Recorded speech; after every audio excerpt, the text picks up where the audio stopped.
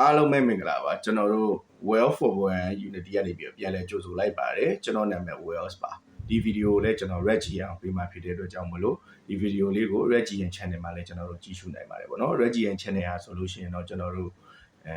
ဒီ lifestyle channel လို့ပုံစံမျိုးသွားတယ်ပေါ့နော်ကျွန်တော်တို့အိမ်မှာ cooking ဗီဒီယိုတွေကျွန်တော်တို့တင်ဖို့ကျွန်တော်တို့စဉ်းစားနေရရှိရကျွန်တော်တို့ daily life chat ပုံစံလေးတွေကျွန်တော်တို့တင်ဖို့စဉ်းစားနေရရှိရပေါ့နော်အများကြီးပဲပေါ့ဆိုတော့ Red Channel မှာပဲနောက်ပိုင်းကျွန်တော်ဗီဒီယိုတွေအများကြီးကိုတွေ့ကောင်းတွေ့ရနိုင်တယ်ပေါ့နော်တွေ့လဲတွေ့ရမှာပါ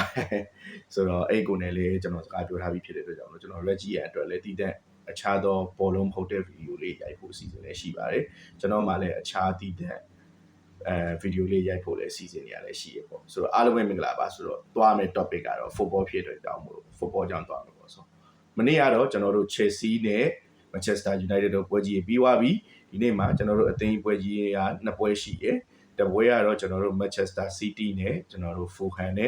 ့နောက်တစ်ပွဲကတော့ကျွန်တော်တို့ Liverpool နဲ့ Sunderland နဲ့ကြာပါကျွန်တော်ဒီဗီဒီယိုနည်းနည်းရှည်ရှည်လေးလုပ်လိုက်မယ်ဒီဗီဒီယိုထဲမှာပဲကျွန်တော်တို့ Manchester City နဲ့ Fulham အကြောင်းပြောမယ် Liverpool နဲ့ကျွန်တော်တို့ Sunderland အကြောင်းတစ်ခါလေးပဲပြောလိုက်မယ်ဘာတွေပြောမလဲဆိုတော့သူတို့ရဲ့နောက်ဆုံးအိမ်ကွင်း5ပွဲဆက်ပုံစံတွေကျွန်တော်တို့ပြီးတော့သူတို့ရဲ့head to head တွေကျွန်တော်တို့ပြီးကျွန်တော်ရဲ့ခန်းစားချက်တွေပြီးရင်ကျွန်တော်ရဲ့ဒီတိုင်းရိုးရှင်းတဲ့ခံမှန်းချက်တွေကျွန်တော်သွားမယ်ပေါ့ဆိုတော့ဒီဗီဒီယိုကအနည်းဆုံး10မိနစ်လောက်တော့ရှည်သွားနိုင်တယ်10မိနစ်15မိနစ်လောက်တော့ရှည်သွားနိုင်တယ်နှစ်ပွဲပါတာမလို့ကြည့်ချင်တယ်ဆိုလို့ရှိရင်အဆုံးထိကြည့်မိကြကိုကျွန်တော်ညှော်လင့်မိရပေါ့ဆိုတော့ okay အဲ့ဆိုလို့ရှိရင်ကျွန်တော်လောလောဆယ်နည်းနည်းလီဗာပူးပွဲမှာပြောမှာဆိုတော့နည်းနည်းလေးကျွန်တော် statistic တွေပြန်သွားကြည့်လိုက်အောင် okay ခဏလေးနော်ဆိုတော့ကျွန်တော်တို့ဒီ statistic ကျွန်တော်တို့ပေါ့နော်ဒီ statistic တွေကိုတွားကြည့်ရချင်းကြတော့ကျွန်တော်အရင်ထူးဆန်းတာတွေ့ရပေါ့နော်ဘာကြောင့်လဲဆိုတော့ကျွန်တော်ဒီ video လို့မလုပ်ခင်ကျွန်တော်ဘာမှကိုမကြည့်ထားဘူးဘာမှကိုမကြည့်ပဲနဲ့ဒီတိုင်းအဲ့လိုပြောမယ်လို့ကျွန်တော်အဲ့လိုဒီတိုင်းပဲပြောနေတဲ့ကြည့်လိုက် information တွေကြည့်လိုက်ပြောလိုက်ကြည့်လိုက်အဲ့လိုမျိုးလုပ်ချင်လို့ကျွန်တော်ဘာမှမကြည့်တာဘူးဆိုတော့အခုကျွန်တော်အနေအတူတူတွားကြည့်ကြမယ်ပေါ့ဆိုတော့အရင်အခုပဲကျွန်တော်အဲ့ statistic တွေဖွင့်ကြည့်နေအရင်ထူးဆန်းတာတွေ့ရတယ်ပေါ့နော်ဆိုတော့မနေ့ကကျွန်တော်တို့ London အသင်းတွေကကျွန်တော်တို့အခြား data ကအသင်းတွေပေါ့အတားစီးအရင်မရယူနိုင်လဲဗျာကျွန်တော်တို့ Chelsea ဆိုလို့ရှိရင်လည်းတည်ရကြသွားတယ် West Ham ဆိုလို့ရှိရင်လည်း Man U နဲ့တည်ရကြသွားတယ်အဲ့လိုမျိုးအနေထားမျိုးရှိရပေါ့နော်ဆိုတော့ London အသင်းတွေဒီပထမနေ့အခြေအနေမကောင်းဆိုတော့ဒုတိယအသင်းနေ့မှာကျွန်တော် London နှစ်သင်းနဲ့ကျွန်တော်တို့အသင်းနှစ်သင်းနဲ့ထပ်တွေ့မယ်ပေါ့နော်အဲ့ဒီတသင်းကတော့ Sunderland တသင်းကတော့တင်းကတော့ကျွန်တော်တို့ Fulham ပေါ့နော်ဆိုတော့ကျွန်တော်တို့ဟတ်တူရကိုကျွန်တော်တို့ဒီပွဲမှာကျွန်တော်ပထမဆုံးအရင်ဆုံးကျွန်တော်တို့ Manchester City နဲ့ Fulham ပွဲကိုအရင်ပြောမယ်ပေါ့နော်နှစ်သင်းစလုံးကကျွန်တော်တို့ position gain တွေကစားတဲ့ကစားသမားတွေ skill ရှိရဲ့ကစားသမားတွေအသီးသီးပိုင်ဆိုင်ထားကြတဲ့အသင်းတွေဖြစ်တယ်ဆိုတော့ဒီနေ့ပွဲမှာလည်းသူတို့နှစ်သင်းခံစစ်ဆိုတာတဲ့သူတို့အသင်းရဲ့ position အသား numerical tactical အသားတွေနဲ့ကျွန်တော်တို့ကစားကြမယ်ပွဲတူချင်း individual skill တွေနဲ့ကျွန်တော်ကစားကြမယ်ပွဲလို့ကျွန်တော်မြင်တယ်ပုံမှန်ရေဘူးရအားဖြင့်ကြည့်မယ်ဆိုလို့ရှိရင်နောက်ဆုံးပိတ်မှာကျွန်တော်တို့ Man City ကကျွန်တော်တို့ Man City ကကျွန်တော်တို့ဟိုအောင်နိုင်ထားတယ်ပေါ့နော် Liverpool ကိုနိုင်ထားတယ် Fulham ကတော့ကျွန်တော်တို့ Everton ကိုနိုင်ပြီးမှ Everton ခံပတ်နဲ့ရှုံးထားတယ်ဆိုတော့ဒီလိုအခြေအနေမျိုးမှာဆိုလို့ရှိရင်တော့ model အများဆုံးပို့တက်နေမှာတော့ Manchester City ဖြစ်မယ်သူတို့ model တက်အောင်လို့လဲကျွန်တော်တို့ bandit တွေ journalist တွေအကုန်လုံးကဝိုင်းပြီးတော့ support ပေးကြတာဗျာဘယ်လောက်ကြီးတော့ support ပေးကြလဲဆိုလို့ရှိရင် Manchester City ပြန်လာပြီးနောက်ပွဲ73ပွဲလုံး Manchester City အနိုင်အဲ့လိုမျိုးပုံစံမျိုးအပေါ်ကထိတ်ဆုံးမှာကျွန်တော်တို့6မှတ်သားနေတဲ့ Arsenal အသင်းဟာ Manchester City ကိုတိုက်တယ်ပေးရမှာဖြစ်တဲ့ပါညာဆိုပြီးတော့ကျွန်တော်တို့သတင်းတွေအများကြီးပဲပေါ့နော် Manchester City Liverpool ကိုအနိုင်ရပြီးရဲ့အချိန်မှာတောက်လျှောက်ထွက်ခဲ့တယ်အနေထားရှိတယ်ဆိုတော့ကျွန်တော်ကတော့ရှေ့ရက်တုန်းကလန်ဒန်အသင်းတွေအခြေအနေမကောင်းတာဘူးဆိုတဲ့အတွက်ကြောင့်မလို့ကျွန်တော်ရဲ့ပုံမှန် logic အရာဆိုလို့ရှိရင်တော့ဒီနေ့ပွဲတွေလက်နဲ့အသင်းတွေကသင်းကတော့ကျင်းတည်ပါအောင်မဲ့အနေထားရှိရပေါ့နော်အောင်မဲ့အနေထားဆိုလို့ရှိရင်တော့နိုင်မဲ့အနေထားရှိရလို့ကျွန်တော်မျှော်လင့်တယ်ဆိုတော့အဲ့ပွဲကဘယ်ပွဲဖြစ်မလဲဆိုတော့ကျွန်တော်အတိအကျမခန့်မှတ်မတိကျမပြောနိုင်ဘူးဒီ Manchester City နဲ့ Fulham ဖြစ်မလားဒါမှမဟုတ် Sunderland နဲ့ Liverpool နဲ့ဖြစ်သွားမှာကျွန်တော်မပြောနိုင်ဘူးပေါ့နော်ဆိုတော့ဒီပွဲမှာ Manchester City ကတော့ပြီးခဲ့တဲ့ပွဲမှာခူစာတော့ဒဏ်ရာလေးနေငယ်ရတဲ့ suspect ရှိရဆိုပြီးတော့သူထုတ်တာလိုက်တာတော့တော်တော်တွေ့ရတယ်ဘယ်လိုအခြေအနေဖြစ်မလဲတော့ဒီပွဲမှာပြန်ပါမလားတော့ကျွန်တော်မသိဘူးကျန်တဲ့လူစီကတော့ဒီတိုင်းပဲဖြစ်နိုင်တယ်တခုပဲရှိရ Omar Marmoush ကိုသူတို့ဒီပွဲမှာဆက်တော့မလားကိုတော့ကျွန်တော်တို့တစ်ချက်စောင့်ကြည့်ရမယ်ဆက်သုံးမယ်ဆိုလို့ရှိရင်တော့ကျွန်တော်စမီညိုတို့ဘာလို့ကတော့အနောက်မှာပြန်သွားမှာပေါ့ဖူကန်ဘက်ကလည်းပြန်စဉ်းစားကြည့်မယ်ဆိုလို့ရှိရင်စမီတို့ IOB ပါညာအကုန်ပြေဆုံးတယ်ဗျာပြောရမယ်ဆိုလို့ရှိရင်သူ့လူဖူကန်ကနောက်ဆုံးကျွန်တော်တို့ရှုံးထားတာလည်းကတ်ရှုံးလေးဖြစ်နေတာပေါ့နော်တည်ကြမှာတော့နိုင်ရမှာတော့ကတ်ရှုံးလေးဖြစ်လာဆိုတော့ဒီနှစ်သိန်းရဲ့ကျွန်တော်တို့ head to head ကိုတွားကြည့်မယ်ဆိုလို့ရှိရင်ကျွန်တော်တို့ Manchester City က20ပွဲ20တောင်ကျွန်တော်တို့နိုင်တာတယ်ဗျာပြောရမယ်ဆိုလို့ရှိရင်ကျွတ်စင်နော်ပွဲ20တောင်နိုင်တာပွဲ20တောင်နိုင်တာအဲ့ဒါအရင်ထူးဆန်းတဲ့အချက်လက်ပေါ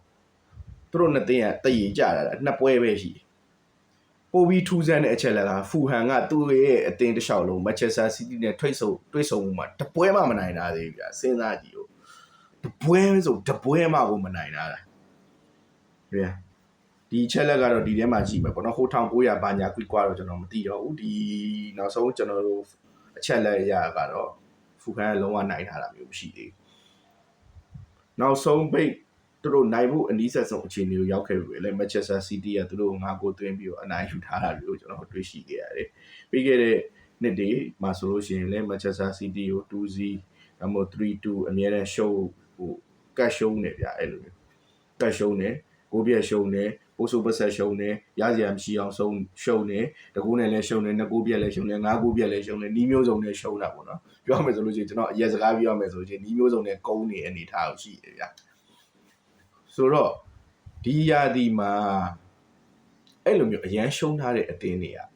ကမထင်မှတ်ထားပဲအနိုင်ရတာမျိုးတွေကျွန်တော်တို့ကြုံရတယ်။ဘူးမှမကြည့်နဲ့လောလောလတ်လတ် Manchester United ပဲကြည့်။ Manchester City ကိုနိုင်တယ်။ Arsenal ကိုနိုင်တယ်။အခု Spurs ကိုလည်းနိုင်သွားတယ်။ Manchester City ဆိုလည်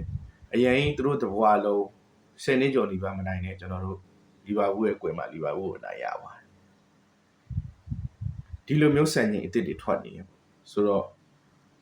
ကျွန်တော်တို့နောက်ဆုံး5ပွဲကိုတွက်ကြည့်အောင်ဆိုတော့နောက်ဆုံး5ပွဲကိုတွက်ကြည့်လိုက်မှဆိုလို့ရှိရင်လည်း Manchester City ကလုံးဝရှုံးပွဲမရှိသေးဘူးတပွဲပဲတည်ကြတာအဲ့ဒါကတော့ Tottenham Hotspur Stadium မှာကျွန်တော်တို့တည်ကြတာတယ်ပြီးတော့ Liverpool နိုင်တာတယ် Newcastle နိုင်တယ် Galatasaray နိုင်တယ် Wolverhampton နိုင်တာတစ်ဘက်က Fulham ကိုတွက်ကြည့်Fulham တွက်ကြည့်မယ်ဆိုလို့ရှိရင်တော့ Fulham က Middlesbrough ကိုနိုင်တယ်ပြီးတော့သူတို့ League ကိုပြန်ရှုံးတယ်ပြီးတော့ Brighton Hove ကိုပြန်နိုင်တယ်အဲ့နောက်ပိုင်း Manchester United နဲ့ Fulham ကိုတော့သူတို့3-2-2-1ရလက်တွေနဲ့ကျွန်တော်ရှုံးလာတယ်အဲ့နှစ်ပွဲလုံးမှာတော့သူတို့ Everton ကိုခံပတ်ပြီးရှုံးရတယ် Manchester United ကိုတော့ကျွန်တော်တို့သူတို့ခံပတ်ပြီးမှမထင်မှတ်ထားပဲရှုံးရတယ်ဆိုတဲ့ပုံစံမျိုးပေါ့နော်ဆိုတော့ဒီလက်ရှိကျွန်တော်တို့ဒီ Manchester City နဲ့ကျွန်တော်တို့ Fulham နဲ့ပွဲမှာဆိုလို့ရှိရင်တော့ဒီကြပေါ့ Manchester City အနိုင်လို့ကျွန်တော်တို့ရေဘူးအဖြစ်တွေးလိုက်လို့ရတယ် Manchester City ဘယ်နှလုံးနိုင်လဲကျွန်တော်တို့ကြည့်ရမယ်2-0နဲ့နိုင်မလား3-0နဲ့နိုင်မလားပေါ့ဒါကကျွန်တော်တို့ရေဘူးရအနေနဲ့ကျွန်တော်တို့ကြည့်ကြမယ်ပုံစံပေါ့ဆိုတော့ကျွန်တော် probability ကိုခွဲလိုက်ချင်တယ်ပေါ့နော်ဒါပေမဲ့ထူးထူးဆန်းဆန်းကျွန်တော်ဒီနေ့မှာမနေ့က Manchester နဲ့ West Ham ဘက်မှာကျွန်တော် Manchester United နဲ့ West Ham ဘက်မှာကျွန်တော် West Ham ဘက်ကိုနေတယ်လို့ပဲဒီနေ့ကျွန်တော် Fulham ဘက်ကိုနေကြည့်လိုက်မယ်ဗျာတကယ်လို့ Fulham Manchester City ကို 1-0 ဆိုတဲ့ရလဒ်နဲ့ကျွန်တော်တို့နိုင်မယ်ဆိုတဲ့ဘက်ကိုကျွန်တော်နေကြည့်မယ် Okay ဆိုတော့အဲ့လိုမျိုးနေလိုက်တဲ့အတွက်ကြောင့်မို့လို့ကျွန်တော်ကတော့ဒီပွဲမှာ Fulham 1 Manchester City 0ဖြစ်မယ်ဟာလန်ကိုမသွင်းဘူးဗျာ0-1ဆိုရရလက်နဲ့ကျွန်တော်တို့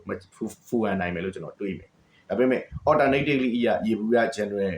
အနိုင်ဆိုလို့ရှိရင်တော့ Manchester City 3 Fulham 0ဆိုရရလက်နဲ့ကျွန်တော်တို့ Manchester City နိုင်မယ်ပေါ့ဆိုတော့အနည်းချုပ်ပြန်ပြောရမယ်ဆိုလို့ရှိရင် Manchester City နိုင်ခဲ့မယ်ဆိုလို့ရှိရင် Manchester City 3-0 Fulham ရလက်ဖြစ်ပြီတကယ်လို့ Fulham နိုင်ခဲ့မယ်ဆိုလို့ရှိရင်တော့ Fulham 1 Manchester City 0ဖြစ်မယ်သူတို့နှစ်သိန်းတည်ကြခဲ့မယ်ဆိုလို့ရှိရင်တော့ကျွန်တော်ကတော့ CC11 နေရာနေချင်တယ်ဆိုတော့ကျွန်တော် win rate ကိုခွဲလိုက်မယ်ဆိုလို့ရှိရင်တော့ Manchester City ကတော့ကျွန်တော်တို့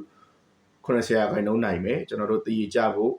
Manchester City ကတော့ကျွန်တော်တို့60%နိုင်မယ်တည်ကြဖို့က20%ဖြစ်ပြီးတော့ Fulham ဘက်ကအနိုင်ရဖို့ကလည်း20%ဖြစ်တယ်လို့ကျွန်တော်တို့ယူဆလို့ရတယ်ဆိုတော့ဒါကတော့ Manchester City နဲ့ကျွန်တော်တို့ Fulham တို့ရဲ့ပွဲစဉ်ပေါ့လန်ဒန်အသင်းနိုင်ဘက်ကကြော်နေမယ်ဆိုတော့နောက်တစ်ပွဲကိုကျွန်တော်ဆက်သွားမယ်နောက်တစ်ပွဲကကျွန်တော်တို့ Sunderland နဲ့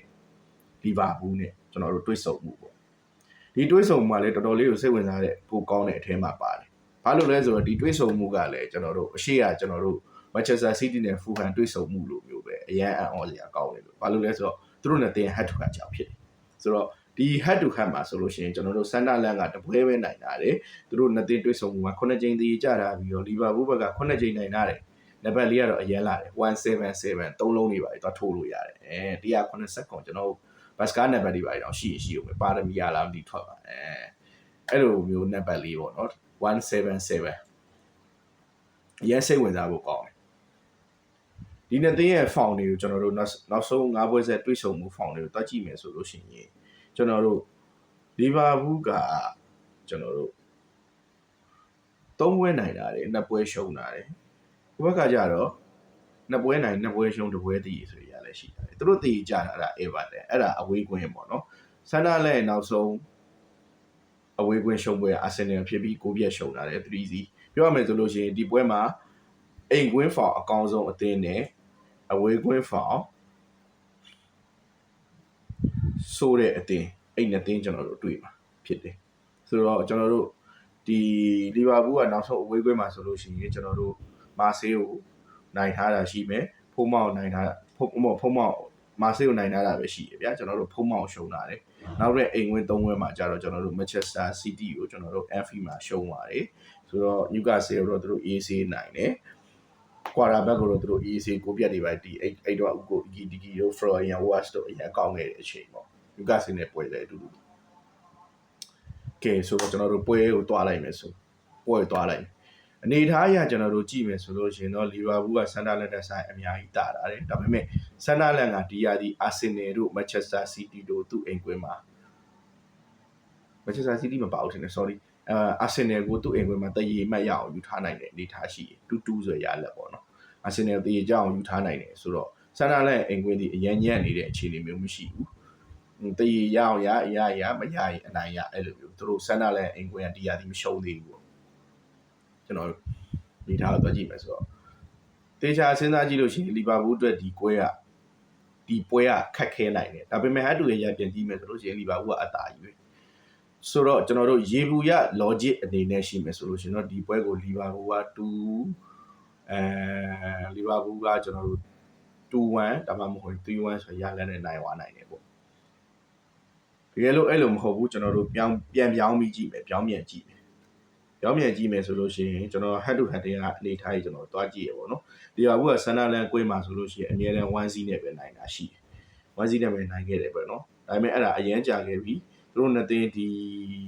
နောက်ဆုံးတွေ့ဆုံတာ2020နောက်ဆုံးတွေ့ဆုံ2019မှာနောက်ဆုံးတွေ့ဆုံပြီခု2025မှာပြန်တွေ့တယ်အဲ့တွေ့တော့လည်း Sunderland က Liverpool ကိုတရေကန်ထားနိုင်ခဲ့တယ်ဆိုတော့ဒီတပွဲကတော့တရေကျဖို့ရာခိုင်နှုန်းမရှိတော့ဘူးလို့ကျွန်တော်ယူဆတယ်ဥပမာ Sunderland နိုင်မနိုင် Liverpool ကနိုင်မယ်ဒါမျိုးပဲကျွန်တော်တို့တွေးလိုက်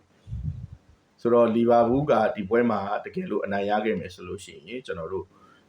1-0 2-0အဲ့လိုအနေထားမျိုးနဲ့ကျွန်တော်တို့နိုင်ရမယ်ဘာကြောင့်လဲဆို Sunderland တင်းဖောင် defensive တွေအကုန်ကောင်းတယ်ဗျာဆိုတော့ကိုသွင်းလဲအလုံးစုံ2-2အပြင်မပို့နိုင်ဘူးကိုအောက်သွားမယ်အနေထားမျိုးကိုကျွန်တော်တွေးရမယ်တွေးဖြစ်နိုင်တယ်ပေါ့နော်ဒါပေမဲ့မန်းလို့မရဘူးကျွန်တော်တို့ Arsenal နဲ့တုန်းကလိုမျိုးပဲ2-2ဆိုတဲ့အနေထားမျိုးဖြစ်ကောင်းဖြစ်သွားနိုင်တယ်အဲ့လိုမျိုးဆိုလို့ရှိရင်ကျွန်တော် Sunderland ဘက်ကဆိုလို့ရှိရင်ကျွန်တော်တို့တရေရနေစကြည့်မယ်ပေါ့နော်